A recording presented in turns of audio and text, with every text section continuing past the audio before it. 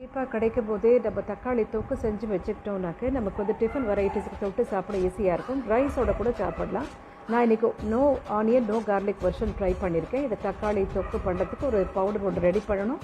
அதுக்கு 2 ஸ்பூன் கடுகு, 1 ஸ்பூன் வெந்தயம், கொஞ்சம் பெருங்காயம் இதெல்லாத்தையும் வறுத்து பவுடர் பண்ணி நான் வந்து இதை கோர்ஸாக பண்ணி பவுடர் பண்ணி இது ரெடியாக வச்சுருக்கேன். இன்றைக்கி 1 கிலோ தக்காளி எடுத்து சாப் பண்ணி இதை மிக்சியில் இதை அரைச்சி ரெடியாக வச்சுருந்தேன். ஒரு பேனில் 1/2 கப்பு நல்லெண்ணெய் விட்டு கடுகு பொரிய விட்டுட்டு இந்த அரைச்ச தக்காளியை இதோடு நான்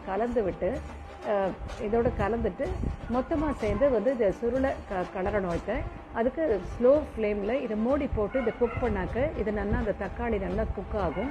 இது தண்ணி அம்சமெல்லாம் குறைஞ்சி இது எண்ணெய் பிரிஞ்சு வரப்போகிற ஸ்டேஜில் நம்ம இதுக்கு வேண்டிய மஞ்சப்பொடி, இதுக்கு தேவையான மிளகாப்பொடி, இதுக்கு தேவையான உப்பு எல்லாத்தையும் போட்டு நம்ம இதை கலரிட்டு மிக்ஸ் பண்ணி விட்டுடணும்.